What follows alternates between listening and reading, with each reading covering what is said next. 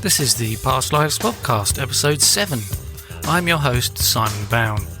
My mission here at the Past Lives Podcast is to investigate evidence that demonstrates survival of the human soul. We will look at past life memories, near-death experiences, spirit communication, and other incredible phenomena. You can visit my website at www.pastliveshypnosis.co.uk.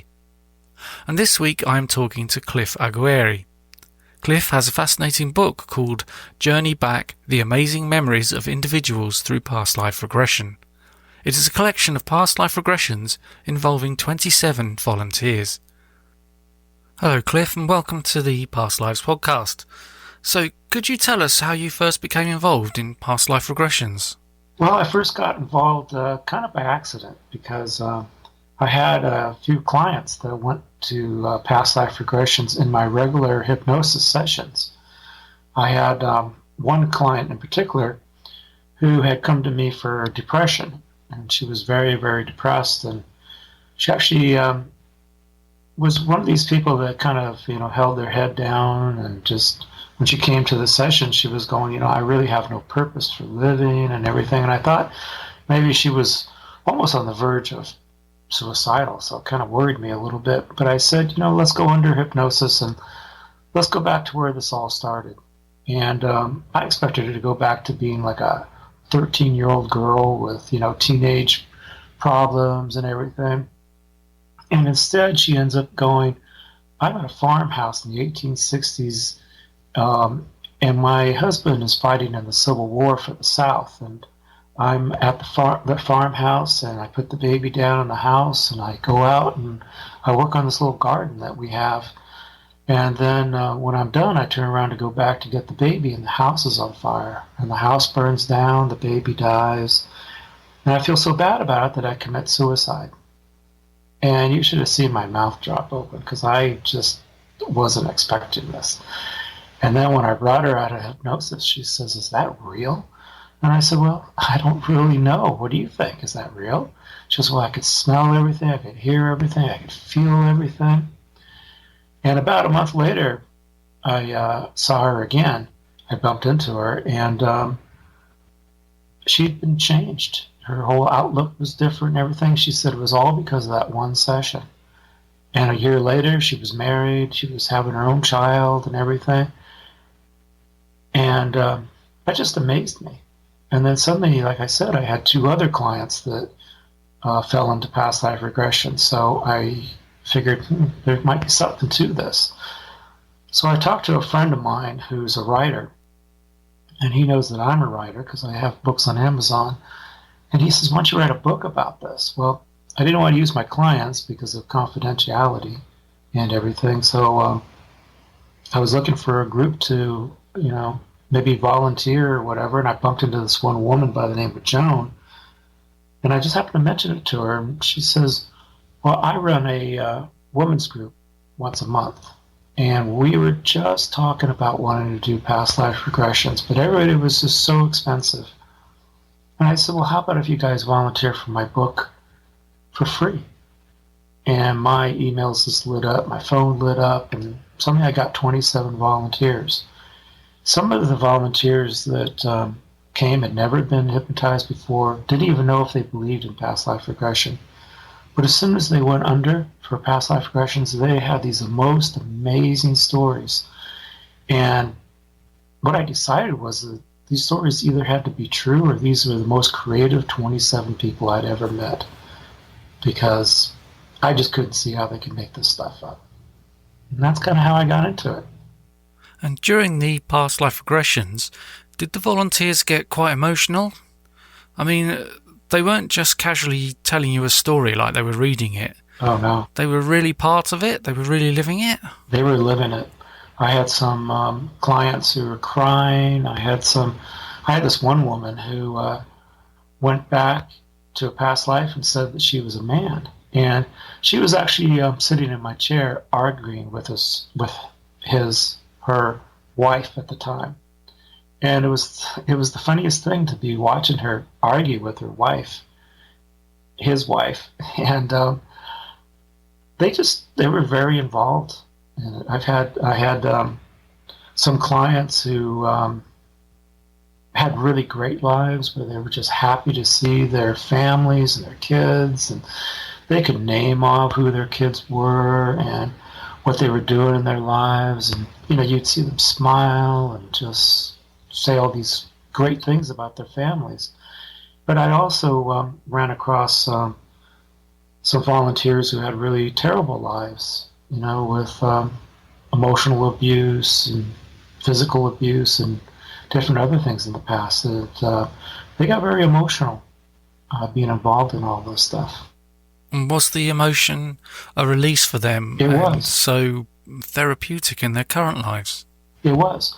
I actually had this one woman who said she was in London in the 1900s, and her and her husband were just leaving a play that they had seen, and they decided to take a shortcut down an alley, and the alley led to their house. But she didn't really want to go down the alley because it was dark and it was scary and everything, but they thought it would be quicker. This man comes out of the darkness with a knife and robs them, and then ends up killing her husband. And it was very emotional for her. And when I brought her out of hypnosis, I asked her, I said, "Tell me a little bit about your life now." And she says, "Well, I really get worried about my family members and friends. I worry something's going to happen to them all the time. So I'm constantly having them call in to say they're okay and everything." And then she stopped and went, "Oh my gosh, this is the reason why, is because my husband was killed in this alley in London." And suddenly she connected it all together and said, "That's why I am so worried and paranoid something is going to happen." So it was a release for her. And did she go on and feel much happier? She was much happier. I also had another volunteer who went under regression, and she ended up having this mother who was emotionally unstable. And she was talking about, how scared she was of the mother and everything, and how she had a younger sister, and she was afraid of the mother. Finally ended up, the mother ended up, they ended up in the hospital. What happened? And I said, "Well, why are you in the hospital?" She said her mother at the time had gone crazy and had stabbed herself and stabbed her past life sister. And they ended up in the hospital. And the mother ended up being committed, and the young sister ended up healing, but she ended up being adopted. And when I brought her out of hypnosis, I asked, "Well, tell me a little bit about your life." And she says, "Well, I've always been fighting with my mother from this life constantly, and I really have no reason to be fighting with her. And now I realize I'm not fighting with my present day mother, I'm fighting with my past life mother." And so this realization actually changed the relationship that she had with her present life mother. Were there any times where you came across somebody who had a physical ailment that might have been brought through from a previous life? Yes, definitely. We would go back and find out where some of this may have originated from. And I found out that in some cases they brought it forward into their present life because they needed to deal with it. They hadn't totally dealt with it in the past. And by taking them back into the past, I was able to tell them to leave it in the past. And it actually helped them with what they were dealing with now, presently. And so, did they actually get physically better? They did. They did, actually. They did. It's almost like they drag this unresolved issue into the present life. And by going back and reliving it and coming to some realization that is actually from the past and has nothing to do with the present, they were actually able to leave it behind. And did you go very far back in time, or were most of the lives that the people went to much more up to date? Well, the amazing thing is that I found a lot of people were going back to the 1800s. And I'm not totally sure why, but that was one pattern that happened a lot. But I also had people who went back to the 13th century and, way back. The farthest back that I ever had was this woman who said she was living in a cave and she was very isolated. And she said it was so far back that she really didn't know what time period it was. But all she could feel was the isolation that she had. And if she's living in a cave, you can't really tell what time period it is. I guess all caves looked alike at that time. And so did you find that people would be reincarnating locally, or did people come up with lives that were around the whole planet? I found that some people had patterns where they came back to the same locations. Like I had a few people who came back to Boston a few times. But the majority of the people were from all over the world. I had some people who were in China, Russia, Europe. They just were all over the world. And were they incarnating with the same people in all these different lives? Sometimes and sometimes not. I would always ask them, are these people that you know now? And sometimes the answer was yes, it was my Uncle Joe or my brother or something. But a lot of times it was, no, I don't really know these people in my present life. So it kind of showed me that we have a lot of different relationships throughout our existence. Did you ever come across souls? Would you call them souls or spirit? How do you refer to them? I don't know, I would call them souls. Okay, did you come across souls that were incarnated in the same time period, like there were two lives simultaneously? No, I did not actually. But the interesting thing is that every time that I finish a life, I always take them beyond their passing. And this one woman who went into that in-between state, actually, well, I'll back up just a little bit. When she was passing over in one life, this girl came to her, and she had some lemonade, and she was giving her some lemonade on the day that she was passing over. And then after she passed over, she was standing in front of this wooden house, and the girl with the lemonade was there, standing there, but there was also a man in a rocking chair who the little girl was feeding the lemonade to. And the volunteer walked up and saw these two people and started a conversation with them. And then in the end, she says she realized that all three were the same exact people. It was her, and multiple personalities and multiple levels. So it was one soul that would live those different lives? Yes, and they all came together in this one location to talk to each other briefly. So does this suggest then perhaps that when a soul is incarnated onto Earth, that it is not the entirety of the soul that is incarnated, and that it is only a part of it? Yes, it's only a personality, just a part of that whole big soul, let's say entity. There's multiple personalities for the same person. So when you're born into a new life, that generates a new incarnation, a new personality. And does that incarnation exist in eternity, so to speak, after death, and it's not incarnated into the next life? Yes, I kind of call it like your soul database. All these personalities with their experiences are all in this one little database that is basically you. And all the personalities that have existed in the past kind of throw all their experiences into this one database. And you can interact with each other. And when people are reincarnated, I found out that they come back for a particular purpose. Like, I need to learn this particular thing that I didn't learn in the past, or I want to expand my knowledge of something, or I want to experience something with somebody who's part of my family or a friend. There's multiple reasons why people come back, but actually what I found out was that our purpose for existing and living is more complex than what we're aware of at the moment. And would you say that the soul exists in a place where there is no time, and so it could be experiencing all of its incarnations in one moment. Yes, I discovered that also. So for the soul, it isn't one life after another.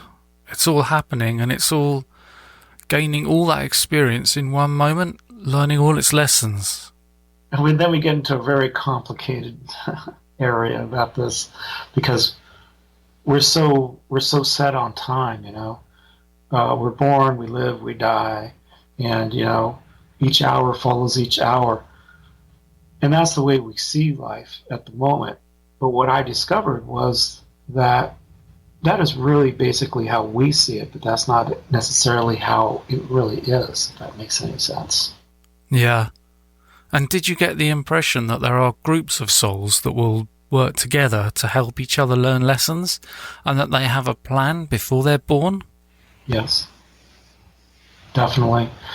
Some people may like to hear this and some people may not, but the family that you travel with, the family that you chose, and some people that have great relationships will go, wow, that's great. Some people that have really bad relationships with their siblings may be going, I can't believe I chose this person to be in my life.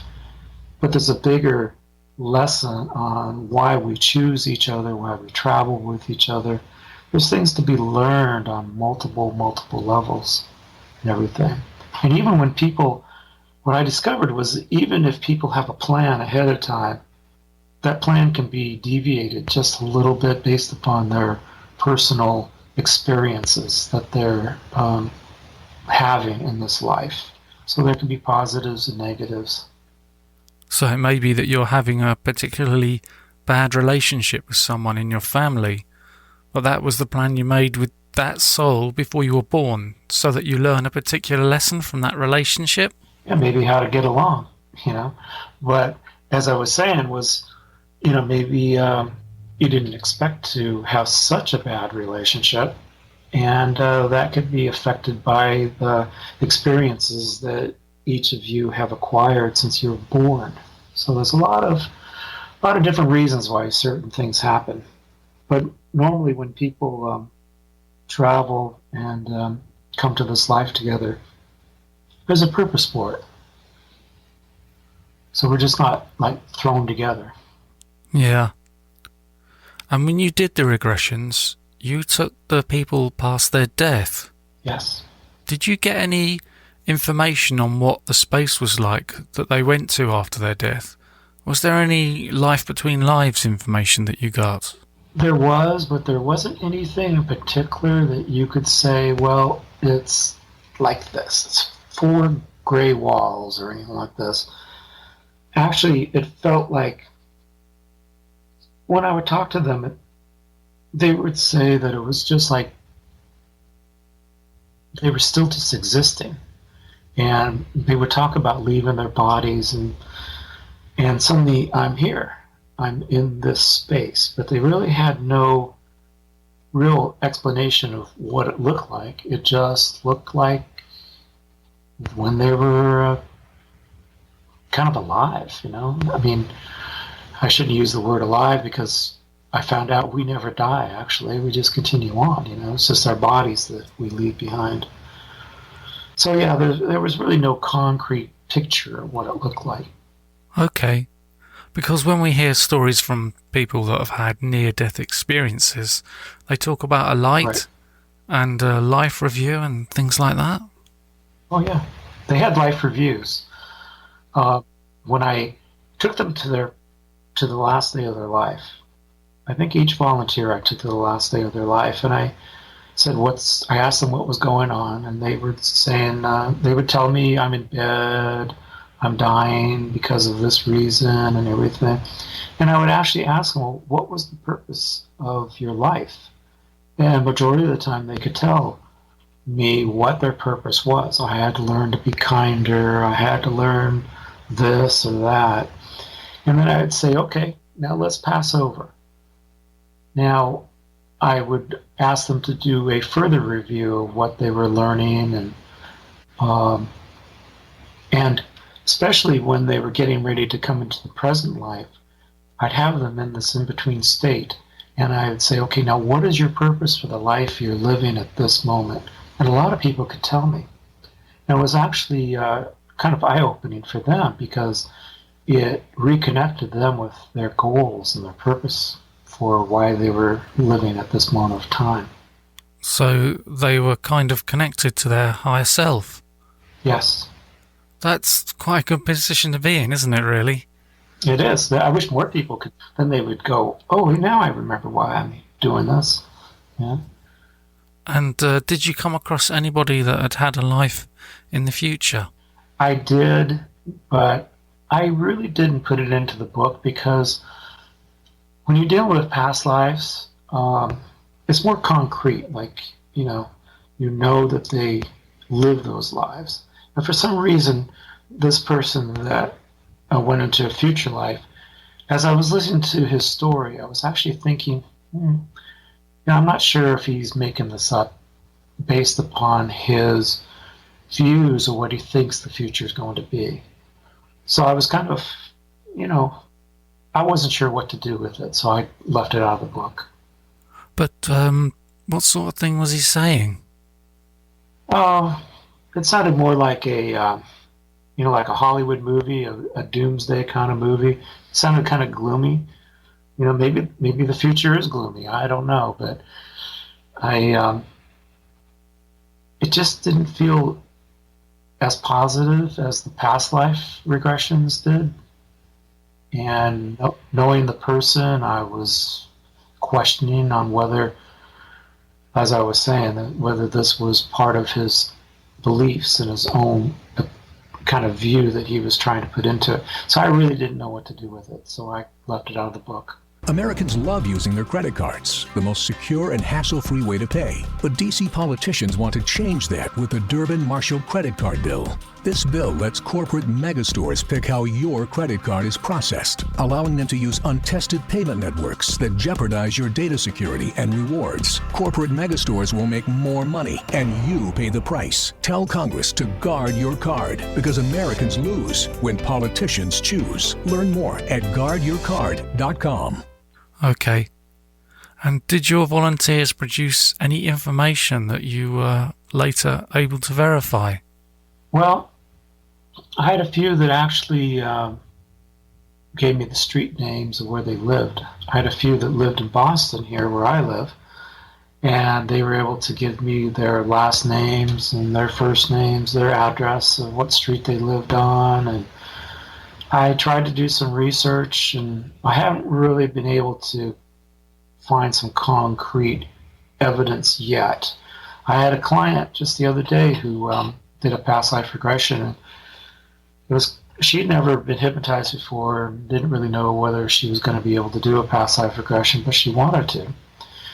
And she went back, and the first thing she said was that it's very dark where she's at. And I go, well, why is it dark? And she goes, I'm not really sure. And then she went, my hands are bound, and I don't know why. And so I kept asking her questions. Well, why are your hands bound and all this stuff? She ended up telling me that she was in a box and that she was buried alive. And I just went, oh boy, And she said that and I said, well, where is this? And she says, well, it's in South Boston. And I said, okay. Well, what time period do you think it is? She says, it's in the 1960s.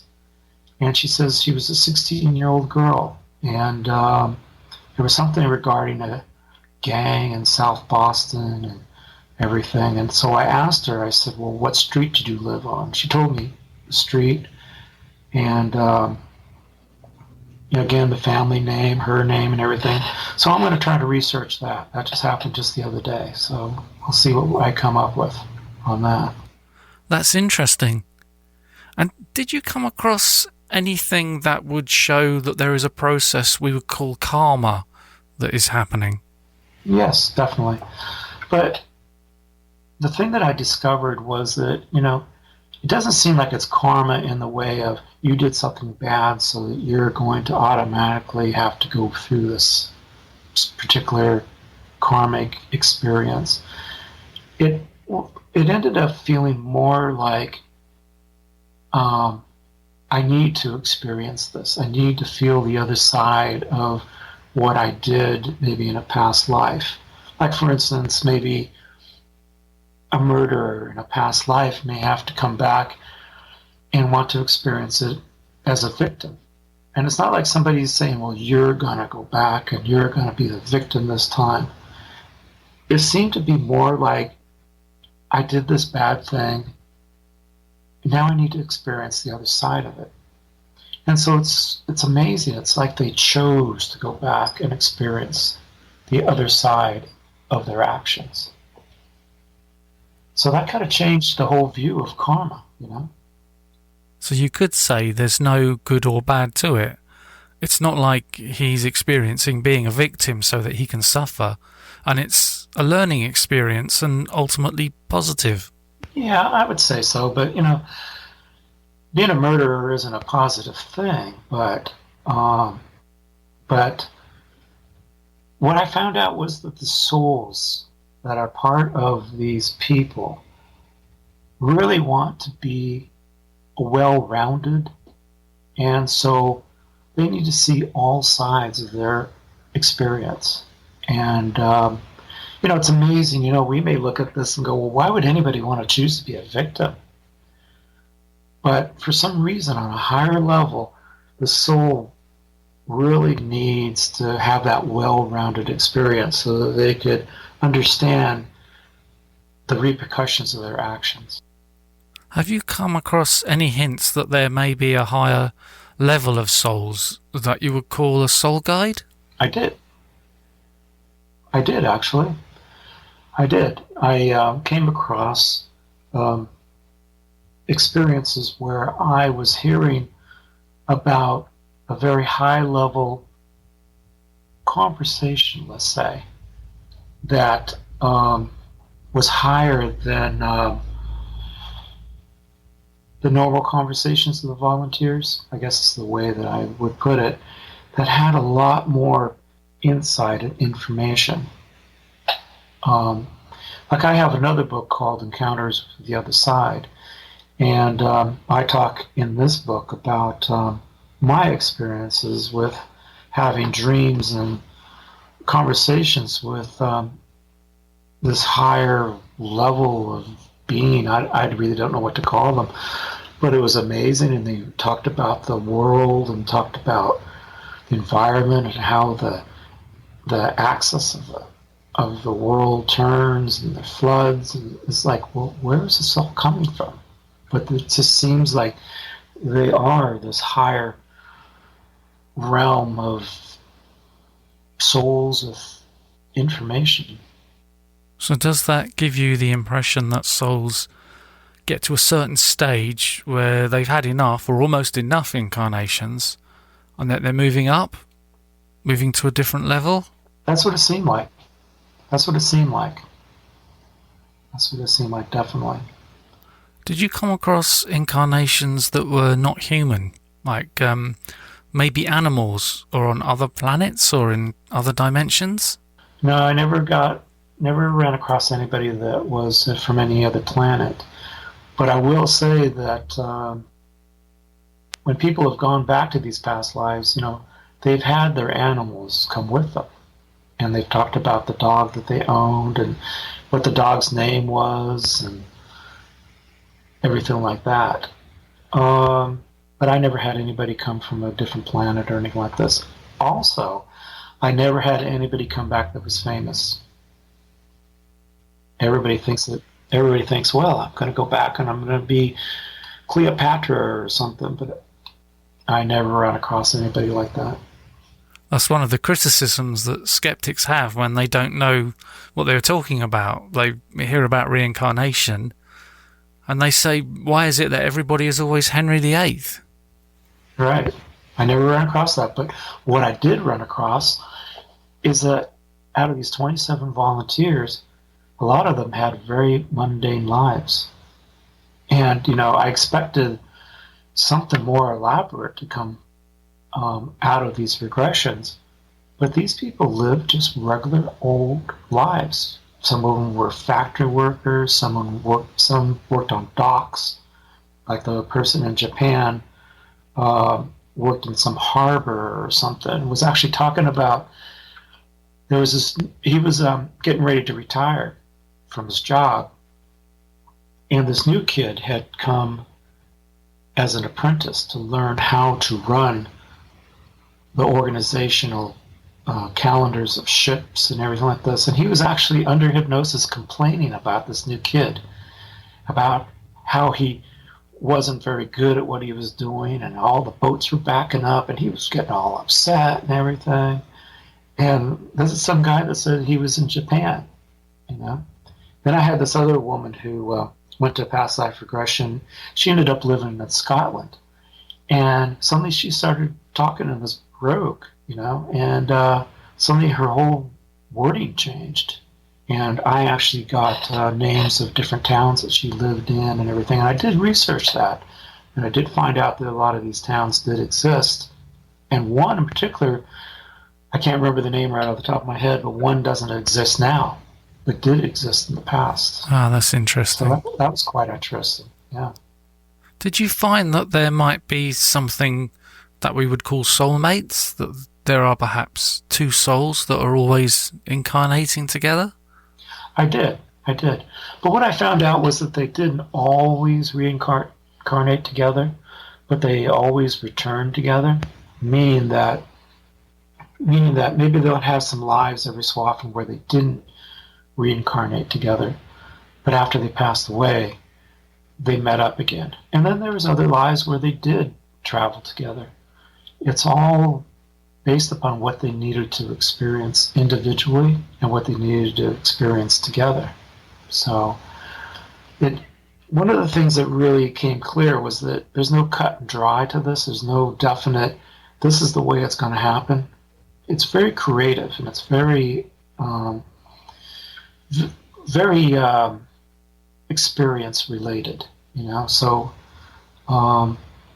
we have this view of, there's a soulmate, we're always traveling with that person.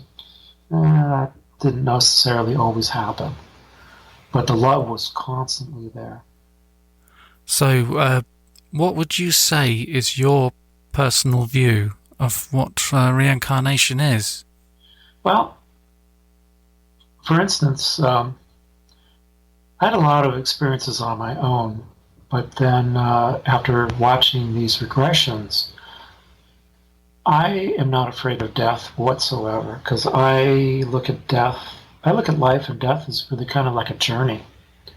And we're just not born, we live, and then we die, and we're not born based upon what our parents did together one night, and, or anything like this. We actually have a purpose for what we're doing. And so our life is really like a school, let's say, where we're learning all this stuff about our existence. And the unfortunate part about it is that we've lost a lot of this in the way that we handle the world today. And it'd be great if we could remember the fact of why we're here. It could actually change the interactions with people. So my own personal view is that I'm on a journey, and I'm going to do the best that I can, because I know that at the end of my life, I'm going to look back and I'm going to wish that, I accomplished this, I accomplished that, and maybe I didn't do as well with this, and maybe I'll have to come back and redo that one again. But it's definitely a learning experience. And do you think there is something going on that is beyond our understanding, that as humans we couldn't quite grasp it? It's almost like there's a process there we are learning about, where souls return to the earth again and again so that they can evolve. Definitely. But it almost sounds like it's too much of an earthbound human organizational process, if I'm making sense here. Definitely. I feel like even though that is what is going on, definitely, there is more to it than that. There's more subtlety. Does that make sense? Well, what I found out was that even in our existence now, we're living our lives, our daily lives, and going through our emotions of what we're doing each day and everything. And every so often we get this glimpse of something bigger than ourselves, and we go, what's that? Sometimes people will go, well, that was really strange, and just fluff it off. And other times, if you really listen, you'll go, wow, this is really interesting. And what I found out was that, we talk about guides and angels and whatever term you want to use. And sometimes those guides and those angels are really higher selves of our own personalities, higher selves of ourselves that are guiding us. Because what we have, let's say we have a roadmap of the stuff that we want to accomplish, and that big computer database that I was talking about, everybody has an investment in trying to learn the most that you can learn, and for who we are as that big, gigantic entity, person that we all are, And so I find that some of our guides are actually ourselves. These could be past personalities, could be higher selves of our own selves. And every so often we get these hints, these pushes and everything. And I always tell people that when you feel something that feels different, don't just fluff it off. Actually pause for a moment and kind of listen, because you will actually tune into your higher self. But also, even when family members pass away, they haven't really disappeared. They're standing there. They're trying to help you. They're trying to guide you. So I always tell people also, if you feel, your mother or your brother or whoever it is that has passed away, you feel them. I always tell people, don't just fluff it off. Pause for a moment and listen. Because the only thing that's changed is that we're not seeing each other in a physical way. But it doesn't mean that they've disappeared. They're still there. So there is a whole higher realm of our whole existence. And I also, we talk about, are there other people in the universe? Well, maybe I won't even use the word people. Are there somebody else in the universe and everything? And I believe strongly that there are. But our whole conception of the universe might be slightly altered based upon our scientific way of looking at things. Because what we see as our universe is what we believe to be true, but there's actually other realms, let's say, other levels of our reality. And actually scientists are starting to believe and starting to see that there are other levels to our realities. And so it's amazing. So I don't know if I made sense with that either, but that was just amazing. There's more to us than what we really think and what we give ourselves credit for. And what about a higher entity? We could call it God, but I suppose the word God has got so much baggage with it. Mm-hmm. But did you ever get the impression that there is something that is there that is higher? Definitely.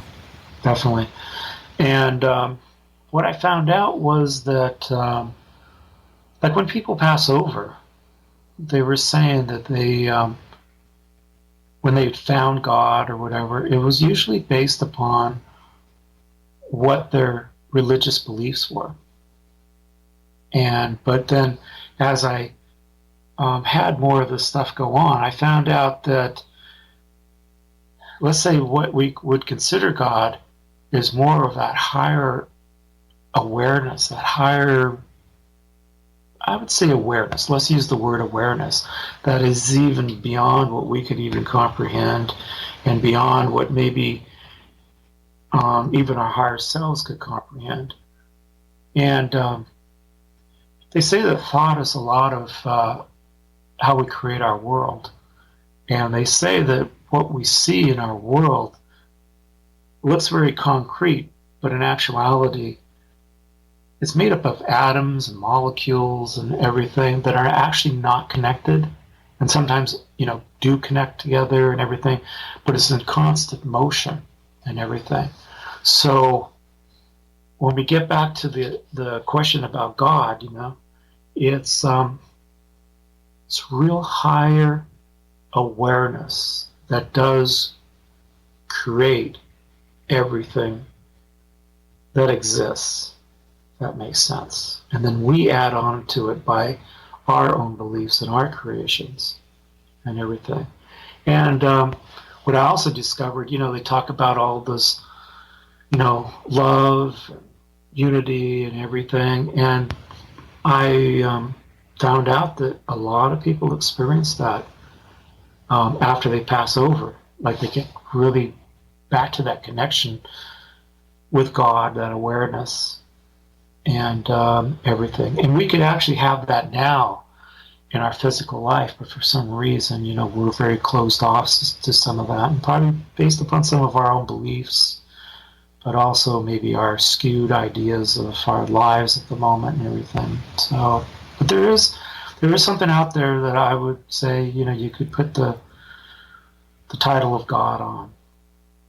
Okay, so out of everything that you have seen and everything that you've done, what has surprised you the most?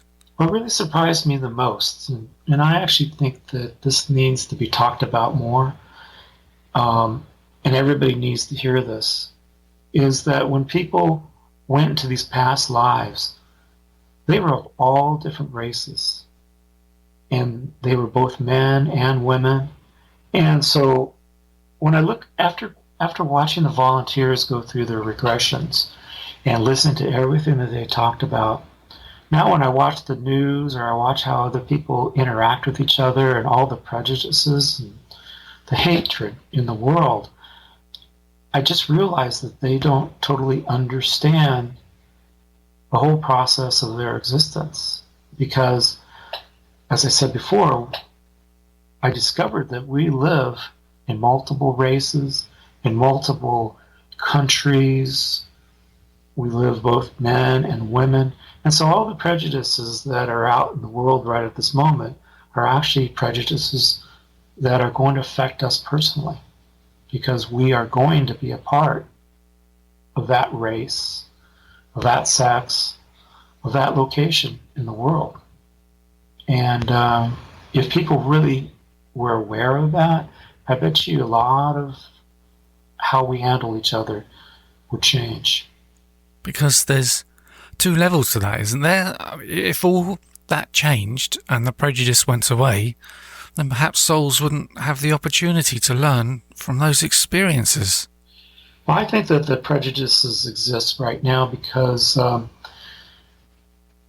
we need to learn how to interact with each other. And if you put this added component into that whole understanding, suddenly the lesson would be really clear of how we need to interact with each other.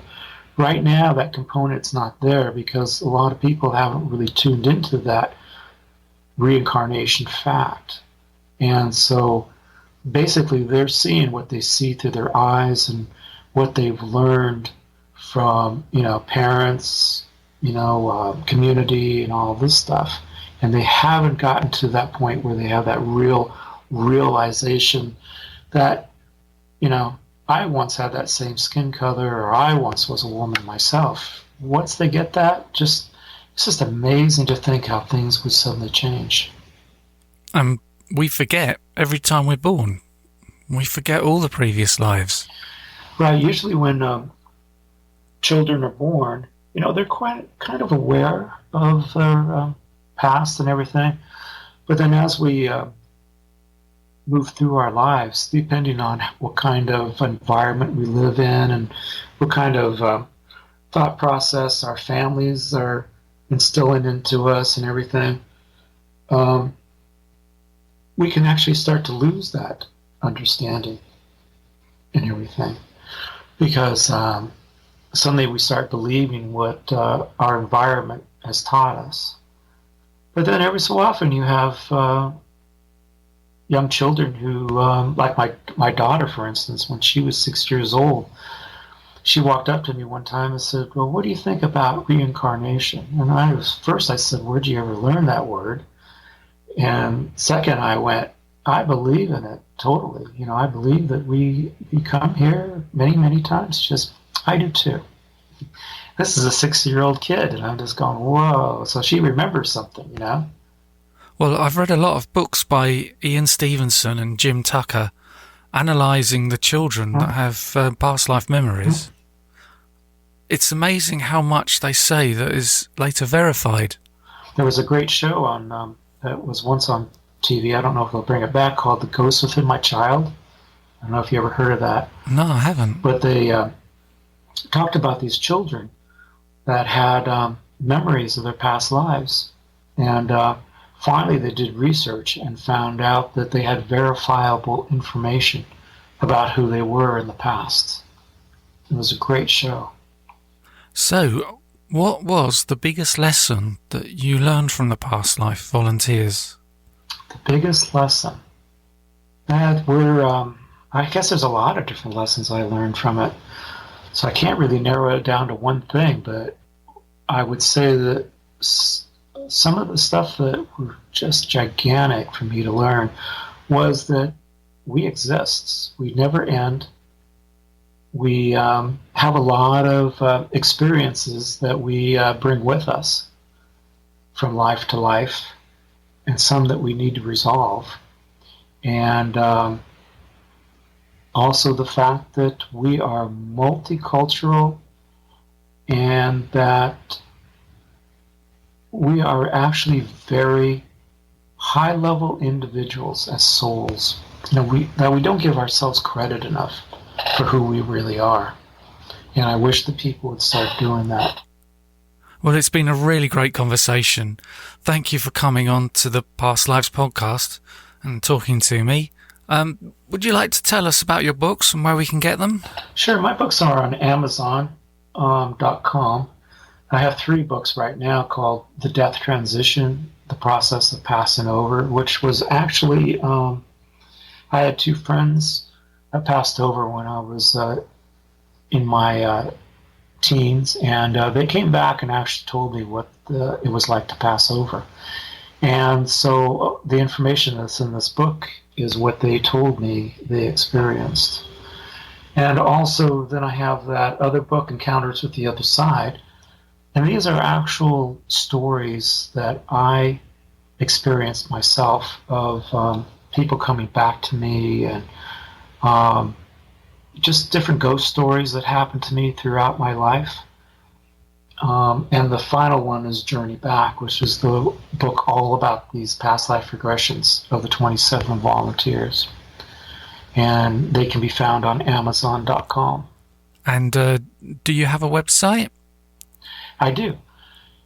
I have my personal website is Cliff Aguirre. That's CliffAguirre.com, and they can listen to some actual recordings of some of the past life regressions. Well, that'd be interesting. Well, Cliff, it's been great having you on the Past Lives podcast. I'll have to ask you back to talk about your other books. I'd be happy to. Well, that was Cliff Aguirre on the Past Lives podcast. We were talking about his book, Journey Back, The Amazing Memories of Individuals Through Past Life Regressions. And I'll put a link to his book in the show notes. Now, thank you for listening to the Past Lives podcast. There'll be another episode next week. If you'd like to contact me, my email address is on my website, www.pastliveshypnosis.co.uk. And if you're really enjoying this podcast, please subscribe.